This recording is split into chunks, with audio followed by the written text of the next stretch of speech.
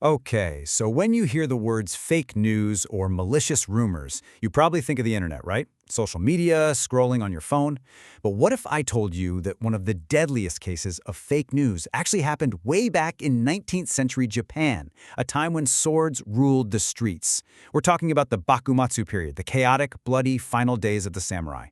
Today, we're diving into the story of a true genius, a man whose brilliant mind was utterly destroyed by a toxic, real-life echo chamber.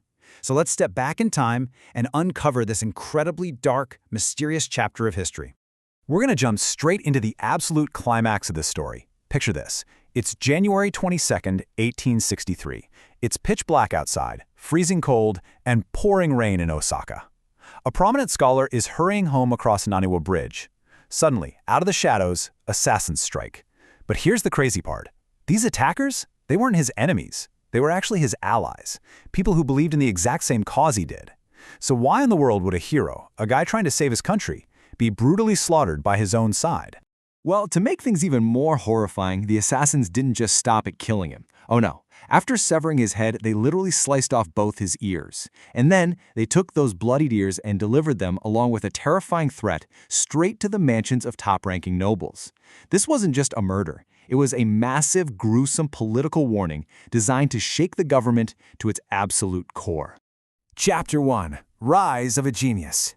Let's rewind a bit and find out exactly who this mastermind was. The victim's name was Ikuchi Daigaku. And his rise to power? Honestly, it's pretty unbelievable. He wasn't born a high-ranking samurai. He was born in 1814 to a regular merchant family in Kyoto. But he was a total prodigy. By the time he was just 10 years old, people were already calling him one of the top 3 child geniuses of his time. He was completely self-made. Using just his massive intellect, he climbed the ranks from studying medicine to landing an insanely elite job, a royal tutor for the emperor's relatives. And as foreign warships started threatening Japan's borders, he stepped up to become a crucial, behind-the-scenes political mastermind, totally determined to defend his country. What made Ikuchi so unique was that he didn't fight with a sword on the battlefield. He fought with his brain. During this super chaotic time, there was a radical movement spreading like wildfire across Japan, basically a push to expel foreigners and give power back to the emperor. And Ikuchi, he became a massive behind-the-scenes influencer for this movement. He was the guy pulling the strings, trying to change the fate of the nation using words, strategy, and political connections instead of brute force. Chapter 2. The Fatal Fake News. How one decision changed absolutely everything. Things take a huge turn in 1858. The military government, the shogunate, decides they've had enough of these radical activists and launches a massive, brutal crackdown. To the government, Ikuchi wasn't just a scholar anymore, he was a top-tier threat. In fact, they literally labeled him one of the 4 heavenly kings of evil plots. Yeah, that was his actual official government nickname. Knowing he was absolutely going to be executed if caught, Ikuchi made a really strategic move. He voluntarily surrendered. By doing this, he actually managed to avoid the death penalty and was just hit with a moderate banishment instead. But here is the tragic turning point. His tactical surrender was completely misunderstood by his own extremist allies. Think about it from their perspective. They're watching their friends get rounded up and executed left and right.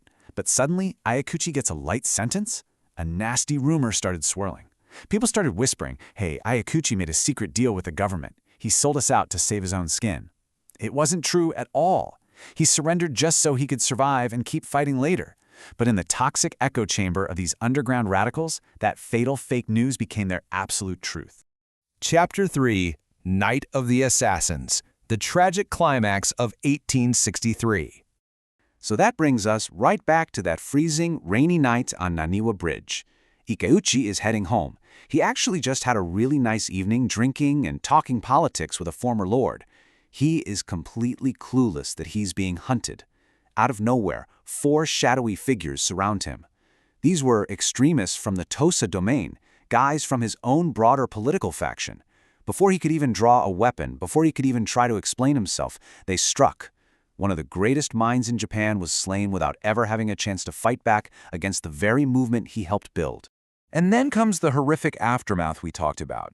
They sent his severed ears to the government elites with a chilling note attached. It read, "Resign or you will end up like these ears." Just Wow. It was a brutal act of terrorism that literally forced high-ranking politicians to resign in pure terror. This fake news didn't just steal his reputation, it stole his life and turned his actual body into a gruesome political weapon. It's just an incredibly dark, heartbreaking end for such a brilliant guy. Epilogue: From blood to healing. But wait, the story doesn't actually end there.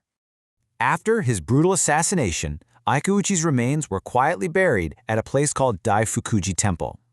If the story stopped there, it would just be another sad footnote in history. But history has a funny way of working things out.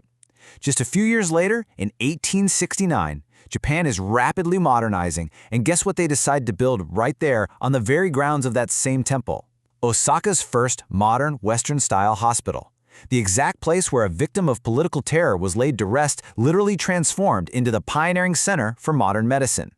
Today, that very lineage continues as the massive cutting-edge Osaka University Hospital. It is just such a beautiful, poetic irony, isn't it?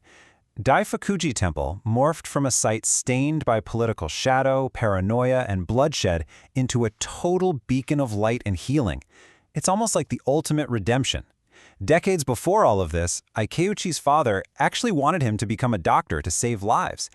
And in a really unexpected, roundabout way, the soil where Ikeuchi was buried ended up doing exactly that, bringing healing to thousands and thousands of people. So what does this all mean for us today? It really makes you wonder, doesn't it?